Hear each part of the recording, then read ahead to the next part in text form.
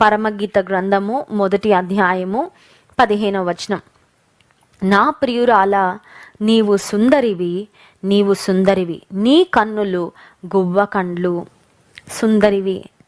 ప్రియురాలి యొక్క సౌందర్యాన్ని ప్రియుడు చాలా అద్భుతంగా వర్ణిస్తూ ఉన్నాడండి. The lover is describing the beauty of the women. అక్కడున్న స్త్రీ యొక్క అందాన్ని గురించి వివరిస్తూ ప్రాముఖ్యంగా ఆమె కన్నులను గురించి మాట్లాడుతున్నాడు. ఈమె కన్నులు ఎలా ఉన్నాయంటే గువ్వ కన్నులు. గువ్వ కన్నులతో ప్రియురాలి యొక్క కన్నులను ప్రియుడు పోలుస్తున్నట్లుగా మనం చూసాం. ఏంటి ప్రత్యేకత? గువ్వ కన్నులతోనే ఎందుకు పోల్చాడు? మరొక పక్షితోనో, మరొక జంతువుతోనో, మరొక దానితోనో పోల్చొచ్చు కదా. గుడ్ల గువ్వలు మనకు తెలుసు కదండి. ఆవుల్ని నైట్ బర్డ్స్ అని పిలుస్తారు. ఆవుల్స్ యొక్క కన్నులలో మళ్ళీ 3 కలర్స్ ఉంటాయంట. మేము సింగపూర్ పరిచయ నిమిత్తము గడిచిన వారంలో వెళ్ళడం జరిగింది. సాయంకాలం క్రిస్మస్ మీటింగ్ ఉంటే ఉదయకాల సమయంలో కొంచెం సమయం ఉంటే అక్కడ మేము ఎవరింట్లో అయితే ఉన్నామో ఆ బ్రదర్ వాళ్ళ ఇంటి దగ్గరలో అక్కడ ఒక బర్డ్ ప్లేస్ ఉంటే బర్డ్ ప్యారడైజ్ అని అక్కడికి మమ్మల్ని తీసుకువెళ్ళారండి. సరే, దేవుని సృష్టిని కూడా చూసొద్దామని వెళ్ళడం జరిగింది. అక్కడ ఒక బర్డ్ షో చేసి అందులో గుడ్లగూబని తీసుకొని వచ్చారు. గుడ్లగూబని అక్కడ ఉన్న ట్రైనర్స్ పట్టుకొని వచ్చారు. ఆ గుడ్లగూబ కళ్ళు చూస్తేనే భయం వేసిందండి. గుడ్లగూబని కళ్ళల్లో కళ్ళు పెట్టి మనం 5 మినిట్స్ చూడలేం. ఎందుకంటే దానికి కళ్ళు అంతా భయంకరంగా కనబడతాయి, చాలా భయంకరంగా ఉంటాయి. ఈ గుడ్లగూబలకు 3 రకాల కలర్స్ ఉంటాయంట వాటి యొక్క కన్నులకి. బ్రౌన్ కలర్ ఒకటి, రెడ్ కలర్ ఒకటి, బ్లాక్ కలర్ ఒకటి, 3 రకాల కన్నులు. వాటి యొక్క కన్ని గుడ్లు యొక్క రంగును బట్టి అవి నైట్ విజనా, డే విజన్ అంటే పగలు అవి బాగా చూడగలవా, రాత్రి బాగా చూడగలవా అనేది వాటి యొక్క ఐలిడ్స్ కలర్ని బట్టి ఆధారపడి ఉంటుందని వారు ఎక్స్ప్లెయిన్ చేశారు. ఆ గుడ్లగూబని ఇలా మా ముందు నుంచి తీసుకెళ్తే 2 నిమిషాలు చూడడానికి ఇబ్బందిగా అనిపించిందండి. ఎందుకంటే కన్నులు చాలా రౌండ్గా పెద్దగా ఉన్నాయి. వాటి ఫేస్లో ఆ గుడ్లగూబ ఆవుల యొక్క బీక్ కంటే కూడా, దాని ముక్కు కంటే కూడా దాని కళ్ళు చాలా పెద్దగా ఉంటాయి. కానీ దాని కన్నులు చాలా భయం గొలిపేవిగా, చాలా భయంకరంగా కనబడతా ఉంటాయి. ఇప్పుడు ప్రియుడు ప్రియురాలిని గుడ్లగూబ కన్నులను లేదంటే మరొక కన్నులతోనో పోల్చలేదు. మరి ఏ కన్నులతో పోల్చాడు అంటే పావురం యొక్క కన్నులతో, గువ్వ కన్నులతో పోల్చాడు. పావురమైనా గువ్వలైనా they all belong to the same family, same species. సరే, ఇప్పుడు గువ్వ కన్నులకున్న ప్రత్యేకత ఏంటి అని మనం ఆలోచన చేసినట్లయితే ఈ గువ్వ కన్నులకు బైనాక్యులర్ విజన్ ఉంటుందంటండి. బైనాక్యులర్ విజన్ అంటే ఏంటంటే వాటి కన్నులతో ఒక్కసారి ఒకటే వస్తువుని కానీ, ఒక్కటే మనిషిని కానీ, ఒక్కటే దాన్ని చూడగలవంట. అంటే ఒక మాటలో చెప్పాలంటే వెరీ హైలీ ఫోకస్డ్. అంటే వాటి కన్నులు చాలా స్పష్టంగా ఒక్కదాని మీద మాత్రమే కేంద్రీకరిస్తాయి. మనిషి కన్నులు చూడండి, మనకు తెలుసు. మనం ఇలా చూస్తూ మనం ఇటు ఇవన్నీ కూడా మనకున్న విజన్లో ఇవన్నీ పడతాయి మన వెనక తప్ప. మనం ఆల్మోస్ట్ ఈ చుట్టుప్రక్కల ఉన్నవన్నీ కూడా మనం ఇలా చూస్తున్నప్పటికీ వీటన్నిటిని కూడా మనం గమనించుకోగలం. కానీ గువ్వ కన్నులకు ఉన్న ప్రత్యేకత, దేవుడు పెట్టిన విశిష్టత ఏంటంటే వాటిలో ఉన్న బైనాక్యులర్ విజన్ని బట్టి అవి కేవలం ఒక్కదాన్నే అవి చూడగలవు. అంటే ఇంకొక మాటలో చెప్పాలంటే they have very high and extreme focus. అవి బాగా కేంద్రీకరించి చూస్తాయండి. గువ్వలను లవ్ బర్డ్స్ అని కూడా పిలుస్తూ ఉంటారు. యూజువల్గా మన లవ్ బర్డ్స్ అంటే చిన్నగా ఉండే పక్షులు. చాలాసార్లు కొంతమంది ఇంట్లో కూడా పెంచుకుంటూ ఉంటారు, వాటిని లవ్ బర్డ్స్ అంటాం. అయితే యాక్చువల్గా వాటిని మనం లవ్ బర్డ్స్ అంటాము, కానీ అవి యూజువల్గా అయితే అవి బడ్జీస్ అనమాట. వాటి యొక్క బ్రీడ్ మనం వెతికితే వాటిని యాక్చువల్గా బడ్జీస్ అంటారు. కానీ పీజియన్స్ని లేదంటే డవ్స్ని లవ్ బర్డ్స్ అని ఎందుకు పిలుస్తారు అంటే ఈ గువ్వలు లేదంటే పావురాలు ఒకదానినొక్కటి అంత తీక్షణంగా, అంత ఫోకస్డ్గా చూస్తాయంటండి. ఈ గువ్వలలో ఉన్న ప్రత్యేకత. ఇప్పుడు ప్రియుడు ప్రియురాలిని నీ కన్నులు గువ్వ కన్నులు అని ఎందుకు చెప్పాడంటే ప్రియురాలు ప్రియుడిని అలా చూడాలని, అలా చూస్తుందని ఒక సింబల్ ఆఫ్ అప్రిసియేషన్గా, ఒక అక్నాలెడ్జ్మెంట్గా ప్రియుడు ప్రియురాలిని గురించి చెప్తూ ఉన్నాడు. విశ్వాస జీవితంలో కూడా నీవు నేను గువ్వ కన్నుల వంటి కన్నులు కలిగి ఉండాలి అంటే అర్థం ఏంటంటే మన కన్నులు కేవలం దేవుని మీదనే ప్రాముఖ్యంగా కేంద్రీకరించే వారంగా ఉండాలి అని ఆయన కోరుకుంటా ఉన్నాడు. చాలాసార్లు వీఆర్ సో ఈజీలీ డిస్ట్రాక్టెడ్ కదండి. చాలా సులభంగా మనము లోక సంబంధమైన వాటి వైపు వెళ్ళిపోతాం. ఆదివారం గువ్వ కన్నుల్లాగా వాక్యాన్ని శ్రద్ధగా వినేసి ప్రతి మాట హృదయంలోకి వెళ్ళిపోయినట్లే ఉంటుంది. ఇక సోమవారం మొదలైన తర్వాత సోమ మంగళ బుధవారానికి వచ్చేసరికి మన కన్నులు చుట్టూ తిరుగుతూ ఉంటాయండి. అందుకే సామెతల గ్రంథంలో ఒక మాట ఉంటుంది, 4వ అధ్యాయం 25వ వచనం చూడండి. సామెతల గ్రంథం 4వ అధ్యాయం 25వ వచనం, నీ కన్నులు ఇటు అటు చూడక సరిగాను, నీ కనురెప్పలు నీ ముందర సూటిగాను చూడవలెను. This is like a command, this is like an instruction. దేవుడు తన ప్రజలకు ఇస్తున్న ఒక సూచన, ఒక ఇన్స్ట్రక్షన్ ఏంటి అంటే నీ కన్నులు ఇటు అటు కాకుండా సూటిగా చూడాలంట. నీ కనురెప్పలు నీ ముందర సూటిగా, నీ కన్నులు ఇటు అటు చూడక సరిగా. ఒక ప్రశ్న అడగనివ్వండి, సరైన వాటిని చూడకుండా వ్యర్థమైన వాటిని చూసి పాడైపోయిన వాళ్ళు లేరా? బోల్డ్ అంతమంది ఉన్నారు. నా దగ్గరికి ఒకసారి ఒక యవనస్త్రాలు వచ్చింది. చాలా చిన్న అమ్మాయి అండి, 10th క్లాస్ చదువుతుంది అంతే. అయితే ఆమె కంట్లో ఒక అబ్బాయి పడ్డాడు. ఆ అబ్బాయి కళ్ళు ఈ అమ్మాయి మీద పడ్డాయో, మరి ఈ అబ్బాయి కళ్ళు ఆ అమ్మాయి మీద పడ్డాయో నాకు తెలీదు. ఫస్ట్ ఎలా స్టార్ట్ అయిందో నాకు తెలియదు. కానీ చాలా చిన్న అమ్మాయి, చాలా అమాయకురాలు, వెరీ వెరీ ఇన్నసెంట్. ఆమెకి తను మాట్లాడుతూ ఉంటే నాకు అర్థమవుతుంది పరిపక్వత లేదు, లోక జ్ఞానం లేదు, ఎలా బ్రతకాలో తెలీదు. అయితే ఆ అమ్మాయి ఒక మూర్ఖుడైన వ్యక్తి చేతిలో చిక్కుబడిపోయింది. ఆ అబ్బాయితో అమ్మా నాన్నకు కూడా చెప్పకుండా పెళ్లి చేసేసుకుందంట. చిత్రమైన హింసలు పడతా ఉందండి, చిత్రహింసలు పడతా ఉంది ఆ అబ్బాయితో. ఒకరోజు నా దగ్గరకు వచ్చి ఏడుస్తుంది, అక్క మా అమ్మా నాన్న మాట కాదని ఆ అబ్బాయి పడ్డాడు. ఒకరోజు నేను వెళ్తూ ఉంటే, స్కూల్కి వెళ్తూ ఉంటే ఆ దారిలో కాసి నిలబడ్డాడంట. కన్నులు ఆ అబ్బాయి మీద పడినాయి, ఆ అబ్బాయి కన్నులు ఈ అమ్మాయి మీద పడినాయి. And now I'm trapped. ఇప్పుడు ఆ అబ్బాయి చేతిలోకి వెళ్ళిన తర్వాత నా జీవితం ఎంత భయంకరం అయిపోయిందంటే, he is not a safe place for me. నన్ను పెళ్లి చేసుకున్న ఆ అబ్బాయి నన్ను సంరక్షించే పరిస్థితిలో లేడు. Man is the protector for the family, man is his wife's protection. పురుషులని దేవుడు ఎందుకు సృష్టించారు అంటే భార్యకు భద్రతగా ఉండడానికి దేవుడు పెట్టాడండి. ఒక గాడ్లీ హస్బెండ్ యొక్క one of the important characteristics of a godly husband is he is his wife's protector. దుష్ట మృగాల వంటి ఇతర పురుషుల కన్నులు నీ భార్య మీద పడకుండా కాపాడవలసిన బాధ్యత భర్త మీద ఉంది. దేవుడు పెట్టిన బాధ్యత అది.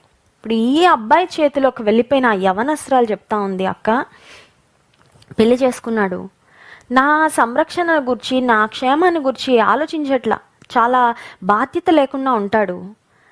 అతని ఇంట్లోకి నేను వెళ్ళిన తర్వాత కొంతమంది వేరే పురుషులు నన్ను చెరిపేశారు. అంత భయంకరమైన పరిస్థితుల గుండా నేను వెళ్ళానక్క అని అమ్మాయి దుఃఖపడతా ఉంటే నాకు చాలా జాలి అనిపించిందండి. చనిపోవాలనుకుంటున్నానని వచ్చింది నా దగ్గరికి. చనిపోవాలనుకుంటున్నాను, ఒక్కసారి అక్కతో లాస్ట్గా మాట్లాడి రాజమండ్రిలో అదే మన తుఫాను ప్రభావం వల్ల కరెంట్ పోతూ వస్తుంది, అందుకని చిన్న ఇంటరప్షన్ జరిగింది. సరే, ఆ యవనస్త్రాలు నాతో చెప్పిన మాట ఏంటంటే, ఇదంతా ఎలా స్టార్ట్ అయిందమ్మా, how did it all begin అని అడిగితే, ఒక్క రాంగ్ లుక్, ఒక తప్పుడు వ్యక్తి పైన ఆమె దృష్టి పడడం, దాంతో స్టార్ట్ అయింది. ఇంతవరకు వచ్చింది తన జీవితం. ఆత్మహత్య తలంపులతో జీవితాన్ని అంతం చేసుకోవాలనే ఒక దుర్భరమైన స్థితిలో, ఒక డీప్ డిప్రెషన్లో నా దగ్గరకు వచ్చినప్పుడు ఆ అమ్మాయితో మాట్లాడి కౌన్సిల్ చేసి ఆమె కొరకు ప్రార్థన చేసి పంపించి ఆమెను బలపరిచి కొన్ని జాగ్రత్తలు ఆమెకు చెప్పిన తర్వాత మరి ఈరోజు ఆ అమ్మాయి జీవితాన్ని దేవుడు నిలబెట్టాడు. తన భర్త కూడా రక్షణ పొందాడు. ఆ అబ్బాయి కూడా బాధ్యత కలిగిన వ్యక్తిగా మారాడు. ఒక చక్కని కుమారుడిని దేవుడు వారికి ఇచ్చారు. తర్వాత మరి కొంతకాలం తర్వాత వచ్చి కనబడి నాకెంతో సంతోషంగా చెప్పింది, అక్క దేవుడు నా జీవితాన్ని స్థిరపరిచాడు. కానీ చాలా కొన్ని సంవత్సరాలు శ్రమ గుండా వెళ్ళిందండి ఆ అమ్మాయి. చాలా నలిగిపోయింది, వేదన చెందింది. కారణం ఏంటంటే ఒక్క రాంగ్ లుక్, అందుకే దేవుని వాక్యాల్లో చాలా స్పష్టంగా సామెతల గ్రంథం 4వ అధ్యాయం 25వ వచనంలో, నీ కన్నులు ఇటు అటు చూడక సరిగాను, నీ కనురెప్పలు నీ ముందు సూటిగాను, గువ్వ కన్నుల వలె మన కన్నులు ఉండాలి అని దేవాతి దేవుడు ఎందుకు కోరుకుంటున్నాడంటే, నా కన్నులు కూడా విశ్వాసమునకు కర్త, దాన్ని కొనసాగించు యేసు వైపు చూస్తూ నేను సాగాలని. లోక ఆకర్షణలు, లోకంలో ఉన్న పోకడలు, లోకంలో ఉన్న పరిస్థితులు మనల్ని ఆకర్షించడానికి, మన దృష్టిని మళ్లించడానికి దేవుని నుండి వీల్లేదు. ఆదికాండంలో హవ్వను మనం గమనిస్తే ఆమె డిస్ట్రాక్ట్ అయిపోయిందండి. దేవుడు వారికి ఇచ్చిన ఆజ్ఞలను వింటూ గనక మంచిగా సాగుంటే హవ్వ దేవుని మాటకు అవిధేయత చూపించి తినవద్దన్న చెట్టు ఫలమును తిని దేవుని శాపానికి గురై ఉండేది కాదు. సంసోని యొక్క జీవితాన్ని మనం ఆలోచన చేస్తే, స్త్రీ యొక్క లాలనలో, స్త్రీ యొక్క మరి మోజులో పడిపోయి దేవుడు తన జీవితం పట్ల కలిగి ఉన్న ఉద్దేశాన్ని, ఆ దర్శనాన్ని మరి సరైన విధానంలో తను గుర్తించలేని స్థితిలోకి వెళ్ళిపోవడానికి, ఆ దీనాతి దీనమైన స్థితిలోకి సంసోను వెళ్ళిపోవడానికి కారణం ఏంటంటే, హీ వాజ్ డిస్ట్రాక్టెడ్. అతను తన దృష్టిని, కనురెప్పలు, అతని కన్నులు సూటిగా చూడనందు వలన ఎవరిని చూడకూడదో, ఎవరిని ఆశించకూడదో వారి వైపుకు తన కన్నులు వెళ్ళడం వలనే సంసోను తన జీవితంలో కూడా ఆశీర్వాదాలను కోల్పోయాడు. యేసుక్రీస్తు ప్రభు ఈ లోకంలో జీవించిన కాలంలో ధనవంతుడైన ఒక వ్యక్తి యేసే దగ్గరకు వచ్చి ఒక మంచి ప్రశ్న అడిగాడు. అదేంటంటే, సద్బోధకుడా, నిత్య జీవమునకు వారసుడు నవ్వుటకు నేను ఏం చేయాలి? What must I do to inherit eternal life? యేసయ్య చెప్పారు, ఆజ్ఞలన్నీ నువ్వు పాటిస్తున్నావా? అన్నీ పాటించేస్తున్నానయ్యా, అన్నీ నెరవేరుస్తున్నానయ్యా అన్నప్పుడు యేసయ్య అన్నారు, నీ ఆస్తిని అమ్మి బీదలకు ఇమ్ము అని అన్నప్పుడు ఆ వ్యక్తి యొక్క దృష్టి అంతా, హృదయం అంతా అతని ధనం మీద, ఆస్తి మీద ఉంది కాబట్టి డిసప్పాయింట్ అయ్యి యేసుక్రీస్తు ప్రభును విడిచిపెట్టి అతను వెళ్ళిపోయినట్లుగా మనం వాక్యంలో గమనించగలం. కన్నులు సూటిగా, కన్నులు మరి సరిగా, కనురెప్పలు సూటిగా ఉండడము చాలా చాలా ప్రాముఖ్యమైన అనుభవము. 27వ కీర్తన 4వ వచనంలో కూడా దావీదు భక్తుడు దేవుని సన్నిధిలో ఒక వరం అడుగుతున్నాడండి. ఏంట వరం అంటే, 27వ కీర్తన 4వ వచనం, యెహోవా యొద్ద ఒక్క వరం అడిగి తిని దానిని నేను వెదుకుచున్నాను, యెహోవా ప్రసన్నతను చూచుటకును, ఆయన ఆలయములో ధ్యానించుటకును, నా జీవిత కాలమంతయు నేను యెహోవా మందిరములో నివసింపగోరుచున్నాను. అయ్యా దావీదు, ఏం కోరుకుంటున్నావయ్యా నువ్వు? దేవుని వద్ద ఏం అడుగుతున్నావయ్యా వరము? ఆరోగ్యం కొరక, ఆయుష్ కొరక, ఐశ్వర్యం కొరక, శత్రువుపై జయము కొరక, మంచి పేరు ప్రఖ్యాతల కొరక అంటే దావీదు అంటున్నాడు, అవేవి కాదు నా ప్రయారిటీ. దేవుని వద్ద ఒక్క వరం అడుగుతున్నాను. అదేంటంటే, ఆయన ప్రసన్నతను చూడాలని, ఆయన ఆలయములో ధ్యానించాలని నేను ఎంతో కోరుకుంటున్నాను. నా జీవిత కాలం అంతయు యెహోవా మందిరములో నివసింపగోరుచు. ఇదే మాట చదువుతా ఉంటే మనకి ఇంకొక దగ్గర కూడా గమనించగలం కదా. 23వ కీర్తన ఆఖరు వచనం, చిరకాలము యెహోవా మందిరములో నేను నివాసము చేసేదను. దేవుని మందిరం అంటే దావీదుకు పిచ్చండి, ప్రేమ. దేవుని మందిరాన్ని ఎంతో ఘనంగా ఎంచిన వ్యక్తి దావీదు. ఎందుకంటే దావీదుకు తెలుసు దేవుని మందిరంలో దేవుని సన్నిధి ఉంటుందని. దేవుని మందిరం పైన దావీదు దృష్టి ఉంది. దేవుని మందిరములో చిరకాలం ఉండి ఆయన ప్రసన్నతను చూడాలని దావీదు యొక్క ఆశ, ఆకాంక్ష, ఆయన యొక్క ప్రార్థన, ఆయన యొక్క కోరికదే. ఈ ఉదయకాల సమయంలో దేవుడు అంటున్నాడు, నీ కన్నులు ఏం చూడాలని కోరుకుంటున్నావు బిడ్డ? లోకాన్ని ఒక కంటితో, నన్ను ఒక కంటితో చూడాలని, నా దర్శన భాగ్యాన్ని కోరుకుంటూనే లోక సంబంధమైన వాటిని చూడాలనే తాపత్రయము, ఆ ఆశ, అభిలాష కూడా నీలో ఉంటే దేవుని యొక్క ప్రసన్నత మనం చూడలేమండి. హృదయపూర్వకంగా ఆయనను వెతికితే నిశ్చయంగా ఆయనను మనం కనుగొంటాం. You will seek me and find me when you seek me with all your heart. దేవుడు చెప్పిన మాట ఏంటంటే, హృదయపూర్వకంగా నన్ను వెతికిన వారు నిశ్చయంగా కనుగొంటారని. మన కన్నులు నిజంగా, దేవా నిన్ను కనుగొనాలని ఆశిస్తున్నాను, నిన్ను చూడాలని ఆశిస్తున్నాను, నీ ప్రసన్నతను నేను చూడాలని ఆశిస్తున్నానని భక్తుడైన దావీదు వలె నీవు నేను చెప్పగలిగితే ఖచ్చితంగా ఆయన దర్శన భాగ్యం మనకు కలుగుతుంది. ఖచ్చితంగా ఆయన ప్రసన్నతను మనం చూస్తాం, మనం పొందుకుంటాం. అంతేగాని మన జీవితంలో మన దృష్టిని గురించి, మన చూపును గురించి, మన కన్నులను గురించి మనకొక నిర్దిష్టమైన ఆలోచన దృక్పథం లేకపోతే మన కంటి ముందుకు వచ్చిన ప్రతిదీ చూస్తాం, మన కన్నులో ఆశించిన ప్రతిదీ చూస్తాం. లోకములో ఉన్నదంతయు శరీరాశ, నేత్రాశ, జీవపుడంబం. నేత్రాశ అంట, కన్నులు కూడా మనల్ని కొన్ని రకాలైన వాటిని చూడాలని మనల్ని ప్రోత్సహిస్తాయి. కన్నులు ఆశపడేవి కొన్ని ఉంటాయి చూడాలని. అవి అపవిత్రమైనవైతే వాటి విషయంలో మనం ఒక రెస్ట్రిక్షన్ కలిగి ఉండాలండి.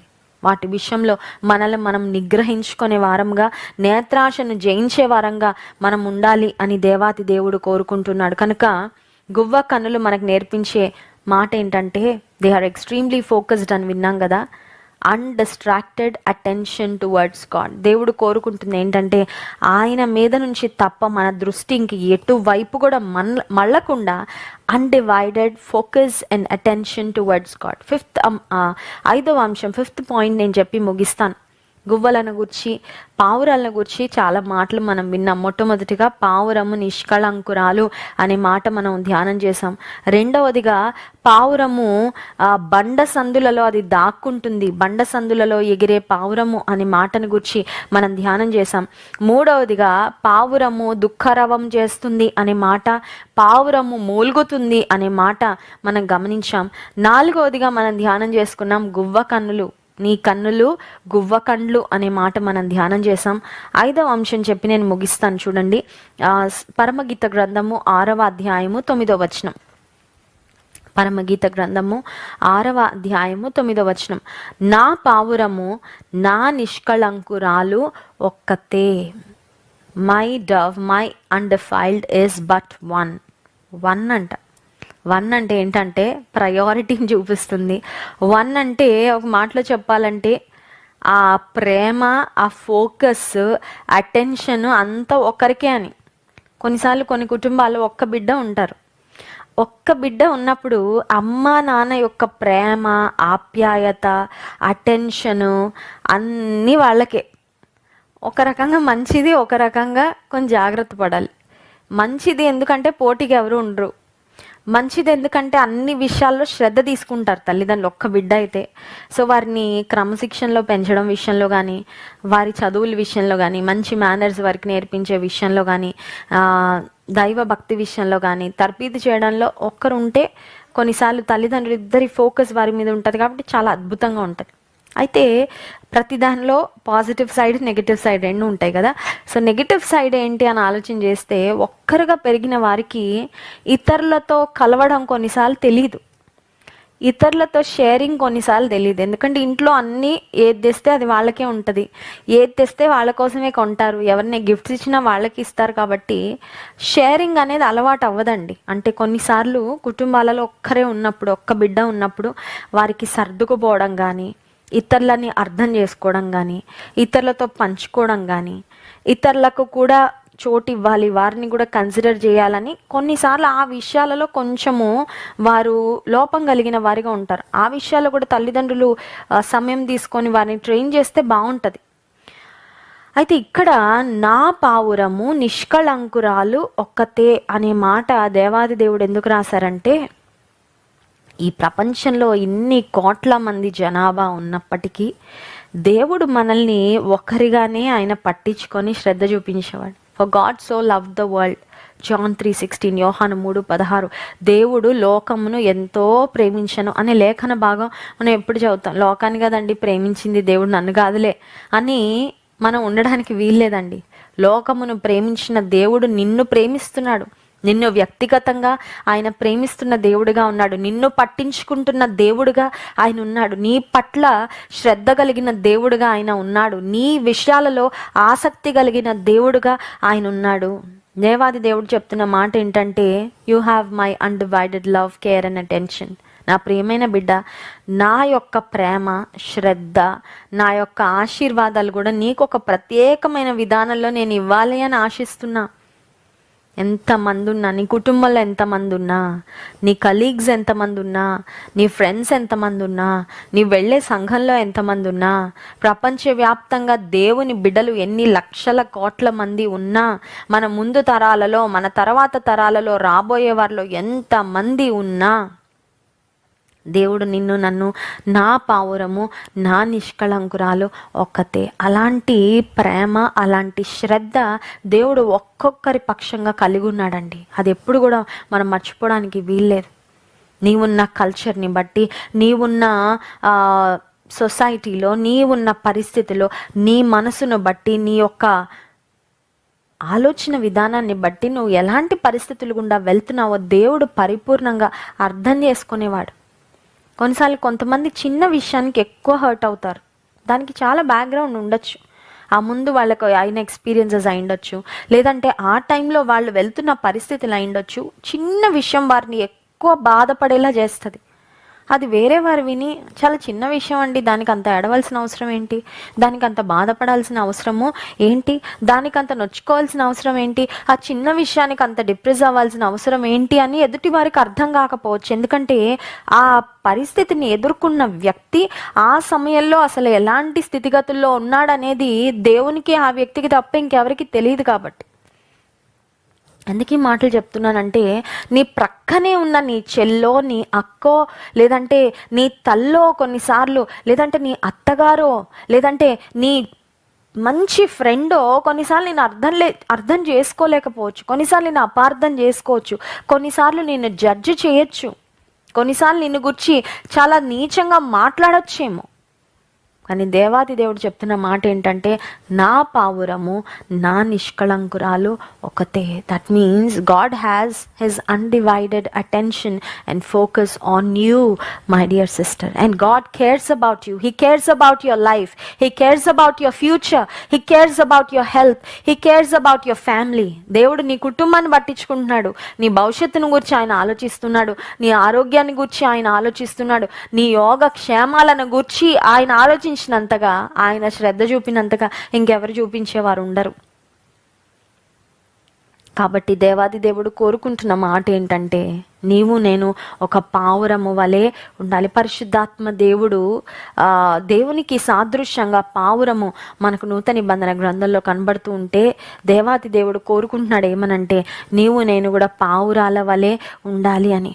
ఉదయకాల సమయంలో అడుగుదాం, ప్రభా, పావురాలలో ఉన్న అద్భుతమైన లక్షణాలు మాకు జ్ఞాపకం చేశారు. వాటిని మా జీవితాలలో మేము కూడా పెంపొందించుకోవడానికి, ఆ యొక్క దివ్య లక్షణాలు మా జీవితాలలో కూడా మేము అలవర్చుకోవడానికి మాకు సహాయం చేయమని అడుగుదాం. అట్టి కృప దేవుడు మనకు అనుగ్రహించును గాక. ఆమెన్. కళ్ళు మూసుకోండి, ప్రార్థన చేసుకుందాం.